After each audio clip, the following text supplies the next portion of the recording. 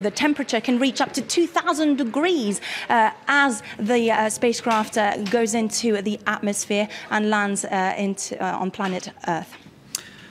Okay, Aurora, we're still seeing those images there from Kazakhstan. And you were saying that a little bit later in the day he's going to be brought to Cologne. And in Cologne there is a European Space Agency centre, is that right?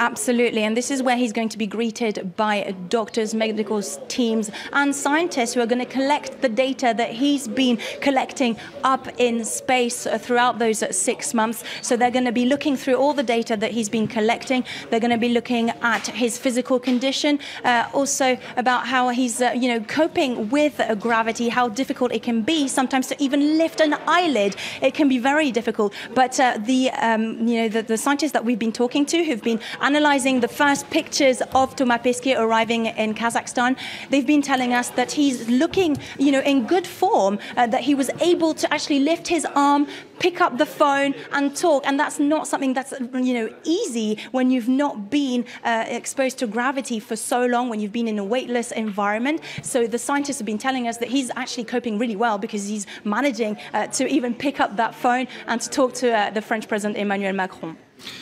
What's been fascinating about this trip as well, Aurora, I'm sure you'll agree, is the way in which he has brought space closer to Earthlings. He is an Earthling himself, through social media, through the use of music playlists. Just this morning on Twitter, he posted the message, "This has been the most intense adventure of my life.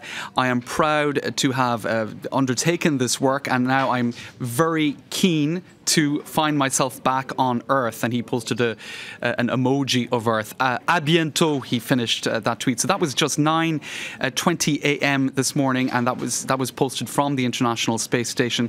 I think it brings a greater degree of proximity or familiarity with, for ordinary people, with the workings of an astronaut in space. Isn't that right? Absolutely, and Thomas Pesquet has even said why he's been so connected over the past 6 months, and he said that he wants to, teach the youth, tell everybody what it's like to be up there in space. And he's even tweeted once that from up there you don't see walls, you don't see wars, you don't see borders. And he even asked himself, who am I? Am I an astronaut? An astronaut? What am I? I'm just a man, and I'm looking down on this beautiful blue planet. And he himself said that he's rediscovered himself more than space itself, and he said that it was a journey of discovery for himself, and that he's a changed man ever since he's been up in space.